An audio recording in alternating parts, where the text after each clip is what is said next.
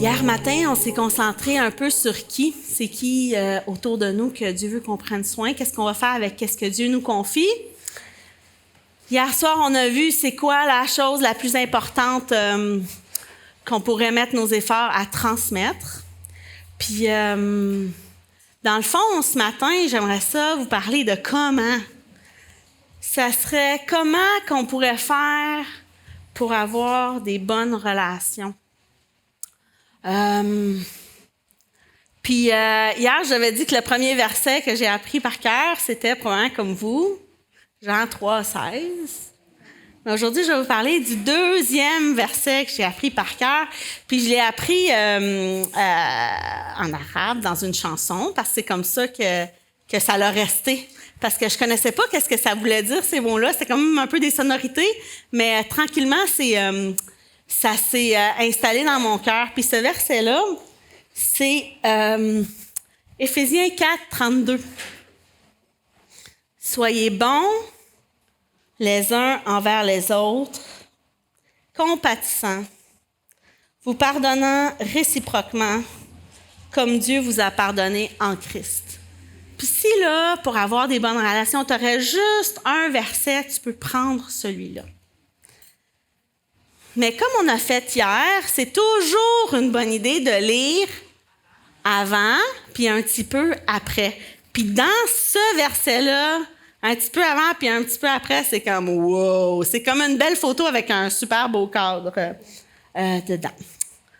Alors, on va y aller un verset avant, puis deux versets après.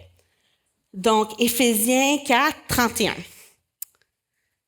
Que toute amertume, toute animosité, toute colère, toute clameur, ça veut dire crier, toute calomnie, ça veut dire des choses pas très belles, et toute espèce de méchanceté disparaissent du milieu de vous. Soyez bons les uns envers les autres, compatissants, vous pardonnant réciproquement, comme Dieu vous a pardonné en Christ. Devenez donc les imitateurs de Dieu, comme des enfants bien-aimés, et marchez dans l'amour, à l'exemple de Christ, qui nous a aimés et qui s'est livré lui-même à Dieu pour nous, comme une offrande et un sacrifice de bonne odeur. Wow. C'est pour ça qu'on dit « Donnez-moi Jésus », rien de plus, parce que c'est ça qu'il nous a donné. C'est qui votre princesse Walt Disney préférée? Là, je pense que ça fait 50 ans et plus que ça existe des princesses Walt Disney. Fait que tout le monde ici devrait avoir une princesse préférée. Peut-être que t'es haïs, je sais pas, là, mais c'est qui ta princesse préférée? À la fois. Réponse? J'ai compris. Moana. Quelqu'un d'autre? Belle. Belle, en plus, elle lit. Mérida? Moulin! Quelqu'un d'autre? Qui? Quoi? Cendrillon! Lily? Rapunzel avec ses longs cheveux. Peux-tu croire comment ça pourrait faire mal, quelqu'un qui se perd après tes cheveux? Comme super incroyable. Quelqu'un d'autre? Yasmine! Ben oui, wow! Jasmine. OK, excusez. Lily? Moulin, nous, on l'a dit. Ben, je suis contente parce que dans tout ce que vous avez dit ma préférée de tous les temps, Cendrillon. Puis dans Cendrillon, moi, j'ai un bout absolument préféré. Puis c'est quand elle se retrouve avec sa robe, qu'elle a travaillé tellement fort pour faire que c'est les méchants qui ont tout tiré. Puis je me souviens, j'avais un livre, tu sais, puis t'avais l'image. Puis, drama. Puis après ça, qu'est-ce qui arrive? La fée marraine, ping! Puis tu sais, les étoiles commencent à venir autour d'elle, puis elle se lève, puis c'est que c'est, tu sais, tout blanc, étincelant, tu sais. Ça, c'était vraiment, là, t'avais fait ma journée, tu sais. Si t'es triste, tu penses à ce moment-là, puis tu dis, ah... En plus, Cendrillon est gentille, elle fait le ménage, elle se plaint pas. Tu sais, c'est comme super beau modèle, OK? Cendrillon, OK. Mais ce que je veux que tu te rappelles, c'est que dans notre passage, il y a des choses qu'il faut que tu enlèves. La robe, là, faut que tu l'enlèves. Puis ce qui est le fun, c'est que c'est super clair qu'il faut que tu t'enlèves. Ça dit qu'il faut que tu enlèves dans ta vie toute amertume. Fait que ça, c'est quand tu veux pas pardonner quelqu'un puis t'es comme ou des fois quand on boude. Toute animosité, ça, c'est de l'irritation. Moi, mes enfants, ils savent, c'est un mot-clé. J'ai irrité. C'est comme, tu sais, quand ton vêtement est trop frotté, ta peau est rouge, c'est comme irritation. Toute colère, toute clameur, éclat de voix. Tantôt, je dis c'est comme quand on crie.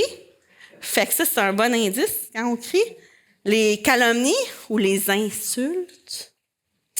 Puis toute espèce de méchanceté doit disparaître au milieu de nous. C'est comme la vieille robe. D'accord?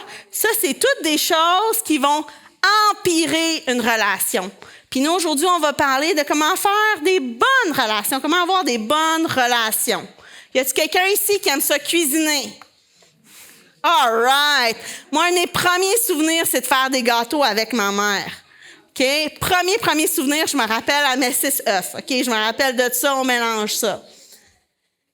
Avant de cuisiner, là, les gens qui sont très bons à la cuisine, là, les Français, là, ils disent qu'il faut faire une mise en place. Ça veut dire, on sort chaque ingrédient, puis on le mesure comme du monde, puis on s'assure qu'on a ce qu'il faut. Mais moi, souvent, là, mise en place, let's go, là, tu sais. Hein, on sort tout, let's go, c'est tout sale, tout ça. Mais imagine, là, si je vais bien vite, puis que là, j'ai des beaux pots, puis qu'à la place du sucre, je mets du sel dans mon gâteau. Qu'est-ce qui arrive? C'est dégueulasse. Ou à la place de mettre une cuillère de bicarbonate de soude, je mets une tasse. C'est déjà arrivé, c'est dégueulasse. Puis on va s'en rappeler toute notre vie, hein? C'est important d'avoir les bons ingrédients. Puis ce qui est super le fun, c'est qu'aujourd'hui, on va voir les ingrédients d'une recette pour des bonnes relations mère-fille, mais je sais qu'il y a beaucoup de sœurs, fait que peut-être sœur-sœur. Puis c'est une recette qui marche pour vrai. Tu sais, je vais pas dire, tu sais, vraiment, elle marche. Vraiment. C'est presque comme un best-of Ricardo, là. C'est une recette qui marche, OK? Écoute bien. Les ingrédients pour des bonnes relations. C'est selon Éphésiens. C'est pas moi qui l'ai inventé, là. C'est les ingrédients Éphésiens 4, 32. Bonté, compassion, pardon, amour. Pas pire, jusqu'à. Mais on va les regarder ensemble, d'accord? Ça commence avec la bonté. C'est quoi être bon? C'est pas être bonne en dessin ou être bonne en sport, c'est pas ça. La bonté, un des synonymes de la bonté, c'est la bienveillance, l'amabilité, mais un autre synonyme que je sais que vous connaissez, c'est la gentillesse. La bonté, là, c'est être gentil. Dieu te dit que pour avoir des bonnes relations, c'est être gentil. Tu sais, là, c'est comme de la colle. Quand t'es gentil, ça colle les choses ensemble. Tantôt, hier, on parlait de chicane. Quand on est gentil, c'est comme de la colle. Puis être gentil, c'est pas difficile. Puis je suis sûre que vous savez toutes de quoi je parle. Il y a un psychologue qui a travaillé pendant 40 ans sur les relations, puis il a examiné ceux qui se chicanent tout le temps, puis ceux qui sont des bons amis. Puis il a vraiment, pendant 40 ans, il a examiné plein de gens, puis il s'est rendu compte que c'est ça la clé. La clé, c'est que ceux qui s'entendent bien ensemble, quand il y a une opportunité de connecter, ils vont tourner l'un vers l'autre versus je suis en train de lire mon livre, puis l'autre personne veut connecter avec moi, puis je suis comme...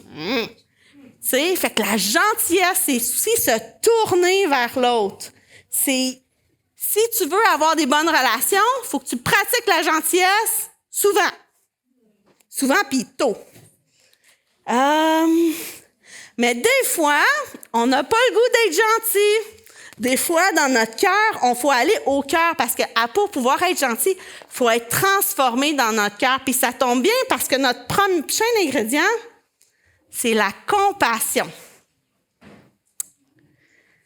La compassion, là, ça veut dire d'avoir un cœur tendre, pas un cœur qui est dur. C'est sûr là, que si tu veux essayer d'être gentil, puis je reste avec la bonté, puis je suis gentille, si mon cœur est dur, puis que j'essaie d'être gentille, tes affaires, ça va pas. Même si ton action est gentille, ton cœur est dur. Puis ça dit, soyez bons les uns envers les autres, compatissants. Ça veut dire, c'est pas juste qu'est-ce que tu fais, c'est ton cœur qui est tellement tendre que ça va vers l'extérieur, le cœur derrière. Puis c'est une des choses, si tu veux, de se revêtir. Si on parlait de Cendrillon, c'est une des choses. Mettre la gentillesse, mettre la bonté. Un cœur compatissant va produire une bonté authentique. Si tu veux être gentil pour vrai, il faut que ton cœur soit touché par la compassion. Le contraire de la compassion, ça serait le mépris ou le dédain de quelqu'un. Puis ça, ça se passe dans le cœur, puis ça produit des choses qui sont pas du tout pleines de bonté.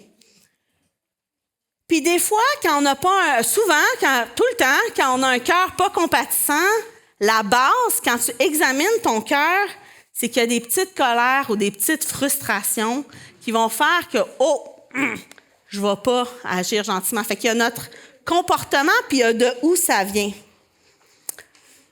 Je ne sais pas si vous vous rappelez du troisième ingrédient, le pardon. Puis ça vient tout de suite après, vous pardonnant réciproquement, les uns les autres, comme Dieu vous a pardonné en Christ. C'est sûr que c'est plus facile là, pour moi que quand je vais bien de parler de pardon. Puis c'est pas évident de parler du pardon quand je vis quelque chose, puis je vis une situation, puis je suis dedans. Ça, je comprends, mais c'est le bon temps d'en parler quand on n'est pas en train de se chicaner.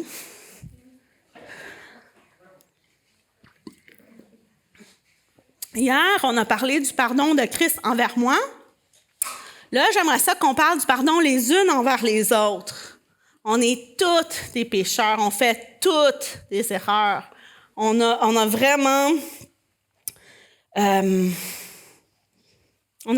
tout manqué. Puis à chaque fois qu'il y a un manque de gentillesse, il y a quelque chose en arrière qui n'a pas été pardonné. Si j'ai pas le goût d'être gentille, ça veut dire dans mon cœur, il y a quelque chose qui m'a irrité que j'ai pas pardonné. Puis souvent, on oublie que nous aussi, on est des pécheurs envers Dieu. Tu sais, je veux dire, le tort que j'ai fait envers Dieu, il est beaucoup plus grand que le tort qu'on m'a fait. C'est ce que moi, je vis par rapport à ce que j'ai fait au Seigneur, c'est pas du tout la même chose.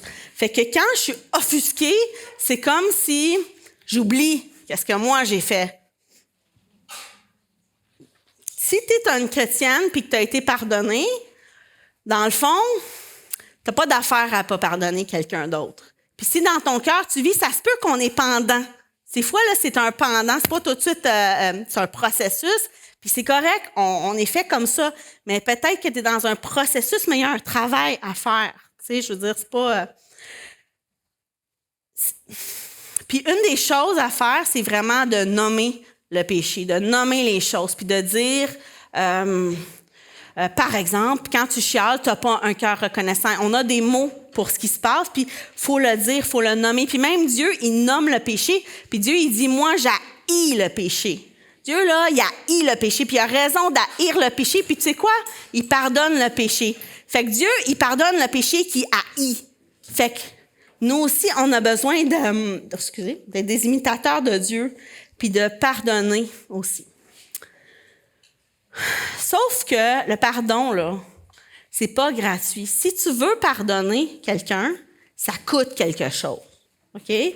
Ça coûte quelque chose parce que Dieu, lui, son pardon, à lui, il a coûté cher parce que on le voit dans qu'est-ce qu'on a vu, Éphésiens 2:5, ça dit Christ nous a aimés, s'est livré lui-même à Dieu comme une offrande et un sacrifice de bonne odeur.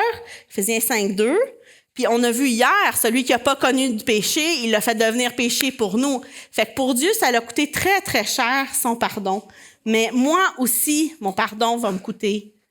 Il va me coûter quelque chose. Est-ce que tu sais c'est quoi que mon pardon va me coûter? Mon pardon, là, il va coûter mon désir de vengeance, mon amertume, ma colère, mon ego. Il faut que tu laisses ça pour pouvoir pardonner. C'est comme l'image de la personne qui rentre sa main dans un bocal puis qui tient quelque chose puis qui peut pas sortir sa main. Tu pourras pas sortir. La personne, elle veut sortir, elle pourra pas sortir sa main. La seule façon, c'est si elle lâche qu'est-ce qu'il y a dedans. Un lâcher-prise, ça va nous coûter, dans le fond, les choses du verset 31. Les choses qu'il faut se débarrasser, là, c'est ça que ça va nous coûter. Si je veux pardonner quelqu'un, il faut que je laisse ça. J'ai pas le choix. Si je crie après quelqu'un ou si je suis fâchée, je pourrai pas avancer dans le pardon. Je peux avancer dans d'autres choses parce que on a vu qu'il y a 2 sortes de personnes. Il y a ceux qui obéissent à Dieu, ceux qui font confiance à Dieu, puis il y a les autres choses. Fait que je serais pas dans l'obéissance. Puis je le sais que c'est pas facile, puis c'est des fois quand on le vit, c'est vraiment vraiment difficile, mais quand on lâche, ça fait tellement du bien la paix que Dieu nous donne. Je pense que c'est une liste qui vaut la peine qu'on la regarde souvent, peut-être même la mettre une place qu'on regarde souvent parce que je trouve qu'on oublie souvent. Moi, j'oublie souvent.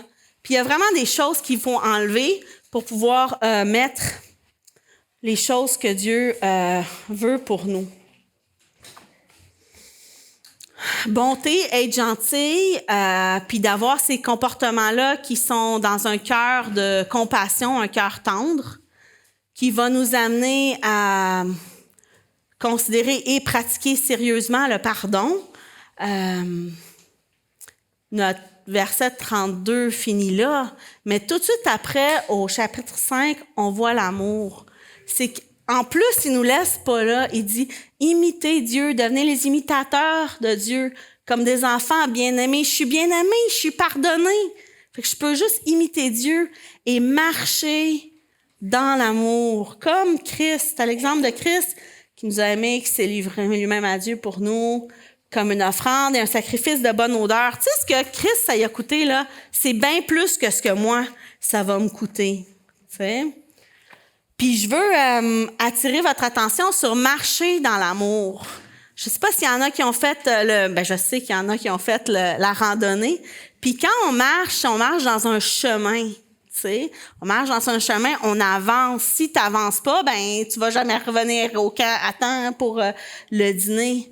Puis quand on marche, c'est comme, non seulement c'est dans une direction, c'est une action continue. Je suis continuellement en train de me battre pour être gentille, pour bonne, pour compatissant, pardonner. C'est un chemin constamment. Puis le moteur, on le voit au chapitre 2, imiter Christ. Il dit, regarde Christ, imite Christ. Christ, il s'est sacrifié lui-même. Fait que même si c'est pas juste, c'était pas juste pour Jésus, c'est bien plus pas juste pour lui que toi. Tu sais? Puis, il dit imiter Dieu, puis en plus, on a la parole de Dieu. Il y a plein de façons qu'on peut connaître Dieu. T'as peut-être une maman ou une grand-maman qui connaît Dieu. On en a certainement qui ont passé avant nous. Puis il y a plein de ressources, il y a plein de livres, il y a plein de façons que tu peux connaître Dieu. Si t'aimes pas lire, il y a d'autres façons qu'on peut connaître Dieu. Vraiment, vraiment. Puis Dieu veut qu'on l'imite. Pour l'imiter, il faut le connaître, tu sais. Puis des fois, en plus, Dieu, plus on s'approche de lui, plus on a le goût de s'approcher de lui. Fait que des fois, ça prend le pas de dire, OK, Seigneur, je le sens pas, mais je m'avance, puis Dieu nous donne le goût. Il nous donne vraiment le goût. Tout ça. Donc, on a vu d'être bons les uns envers les autres, d'être gentils, de choisir d'être gentils. Faut que ça aille, il faut que ça commence dans ton cœur, avec un cœur compatissant. Ensuite, ça va nous amener à nous pardonner. Puis par-dessus tout, le crémage, la décoration du cupcake, c'est l'amour. De mettre l'amour. Puis là, on a vu le texte, on a vu qu'est-ce que le texte dit. Maintenant, on va essayer de l'appliquer dans nos vies. OK? Fait que, on va faire la première application.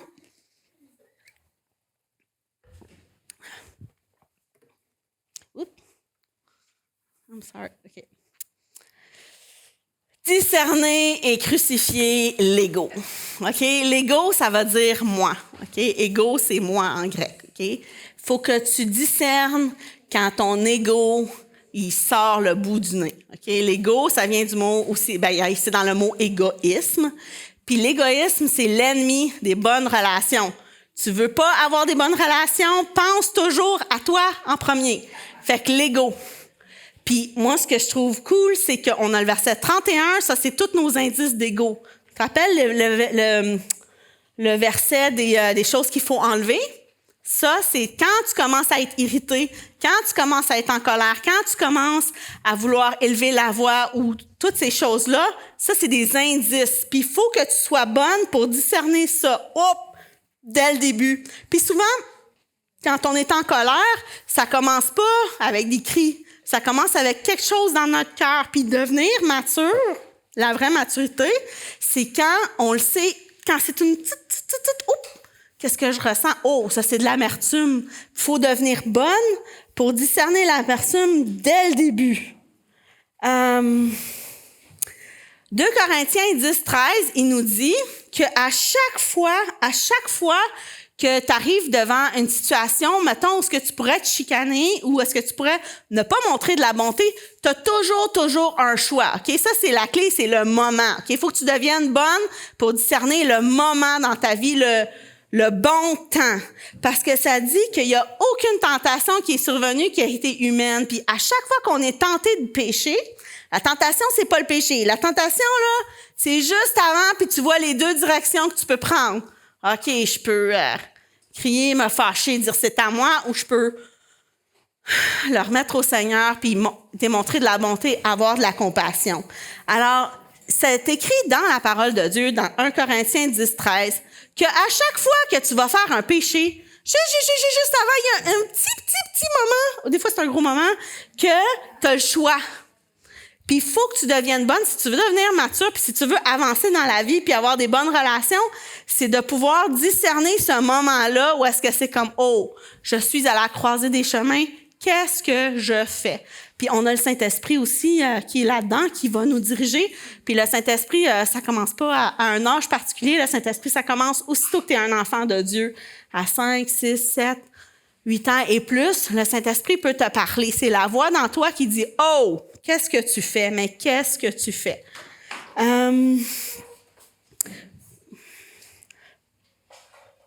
Puis je pense qu'il faut faire attention parce qu'on a beaucoup de distractions qui, des fois, fait qu'on n'entend pas ça. On n'entend pas le Seigneur nous parler. Puis je pense que c'est pire pour vous que c'était pour moi parce qu'avec les technologies, tout ça, c'est on est tout le temps dans la distraction. Moi aussi, il y a des distractions pour moi aussi, beaucoup. Puis j'ai un exemple pour ça. Par exemple, quand on va en auto, puis si t'es dans l'auto, puis tes parents ils t'amènent à une place que c'est long, OK? Puis que quelqu'un est assis à côté de toi, de ta famille, qui prend toute la place, tu sais.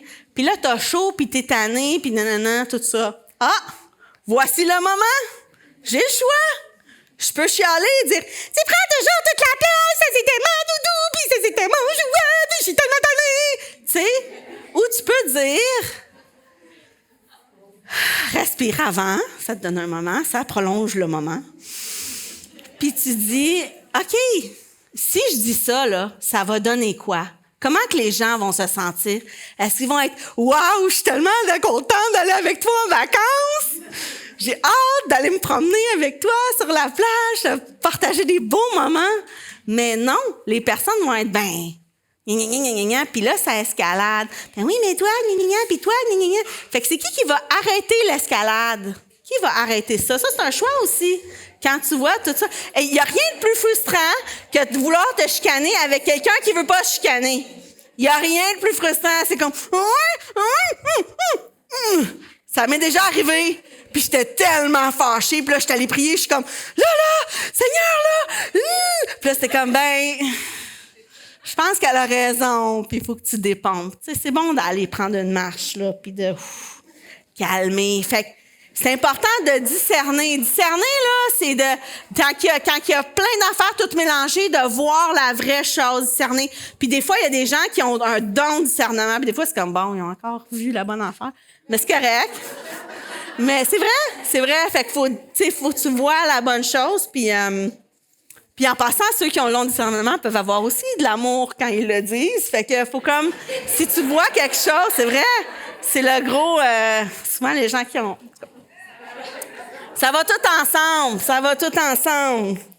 All right, discerner et crucifier l'ego. Seigneur, montre-moi, juste avant que je laisse aller mon ego, montre-moi que je puisse m'arrêter et puis aimer, choisir d'être bon. Redonne-moi, Seigneur, un cœur compatissant. Puis c'est le plus dur avec les gens proches de nous. La deuxième chose, c'est que souvent, ça fonctionne des deux directions, horizontale, verticale. Tu sais, si toi, là, t'as pas besoin d'être pardonné, si toi, t'es une bonne fille, hier, je parlais des menottes, peut-être que toi, t'es comme, j'en ai pas de menottes, moi, je me sens pas pris dans mon péché, c'est certainement pas de ma faute. Si ça t'a rien dit absolument, l'histoire des menottes, ben, dans le fond, peut-être que ça s'applique pas à toi, peut-être que tu connais pas encore le Seigneur, peut-être que toi, t'es une bonne fille et tout, ben, c'est correct pour toi, mais ta relation avec Dieu, elle est pas à sa place. Puis quand on réalise ça puis on règle notre péché envers Dieu, on a notre relation verticale qui fonctionne bien. Puis c'est vraiment quand on comprend l'amour de Dieu pour nous qu'on peut bien aimer les gens autour de nous. Il faut qu'on connecte les vérités qu'on parle puis qu'on parle à l'Église, que tes parents essayent de te montrer. Il faut que ça connecte dans ton cœur avant que tu puisses connecter avec les autres puis avoir des bonnes relations. Puis dans le fond, là, hier, j'ai dit que la vie chrétienne, c'est une vie où est-ce qu'on est constamment en train de revenir à Dieu puis de demander pardon à Dieu puis de rétablir cette relation-là. Mais c'est la même chose les unes les autres. Faut être vite à dire « Hey, est-ce que je t'ai offensé quand j'ai dit ça? » Tu sais, j'ai fait une blague puis c'était peut-être ça t'a offensé. Puis être toujours prêt à demander pardon. Le contraire de « Pas de ma faute, c'est toi, t'es même trop sensible. » C'est comme de toujours se mettre dans la posture de hey, je te demande pardon. Puis on se rappelle de hier, le mot de hier, c'est la réconciliation. La réconciliation, c'est gros chez Dieu. Il veut qu'on se réconcilie entre nous. Il veut qu'on se réconcilie à lui. C'est ça qu'il veut. Il veut pas qu'on soit en chicane.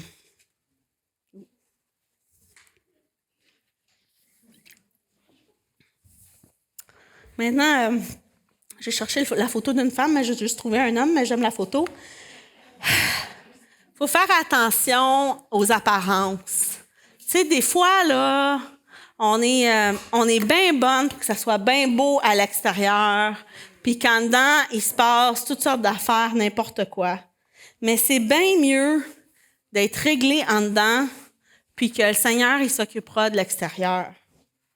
Tu sais, c'est comme une fille, là, je sais pas, ceux de ma génération, tu sais, comme il y avait souvent des scènes dans les filles, là, dans les films, où est-ce qu'il y a une fille avec, ben, tu sais pas si c'est une fille ou un gars sur une moto, là, puis là, elle sort chaud, puis là, elle marche, puis là, elle enlève son casque, puis là, les cheveux, tu sais quelque chose? Les cheveux découlent, là, chou, elle arrive, là, puis là, elle vient pour te parler, là, puis là, ses dents sont toutes noires. Puis il y a des vers de terre qui sortent de sa bouche. T'es comme, ah! Tu sais, c'est comme ça. Tu sais, tu penses, c'est tout beau. Puis là, tout ça. Puis même, on en parlait cette semaine avec les enfants. Les pharisiens, là, c'est qu'est-ce que Jésus leur a dit? Il dit, vous êtes comme des tasses sales, OK? Ça, c'est une tasse que j'aime beaucoup, OK? Mais il y a même un déchet dedans. Elle est sale, elle est tachée de façon permanente, OK? Si j'ai de la visite, je vais pas leur donner cette tasse-là parce qu'elle est sale. Mais j'aime beaucoup l'extérieur, c'est Big Bird, OK? Puis j'avoulais cette tasse-là, puis là, je trouvais qu'elle était chère, je trouvais que c'était pas nécessaire. Puis là, quelqu'un m'a fait un cadeau, puis d'un certificat cadeau, puis là, je me dis, je vais aller acheter ça. Fait que j'étais super contente d'avoir ma tasse, tout ça, mais après... Je l'ai acheté quand j'étais enceinte de madame. Fait qu'après 14 ans, elle est toute sale en dedans. Fait que ça donne rien que je lave l'extérieur puis que je sois dégueu en dedans. Vraiment, vraiment. Tu sais, je sais pas si vous êtes à l'âge de faire la vaisselle, là. Nous, ça commence. Mais, tu sais, Mais il faut laver en dedans. On s'en fout. Tu sais, quand tu es en camping puis il y a un peu de sable, on le tasse puis on boit dedans, c'est propre dedans. Il faut vraiment faire attention à laver le dehors puis qu'en dedans, ça soit dégueu.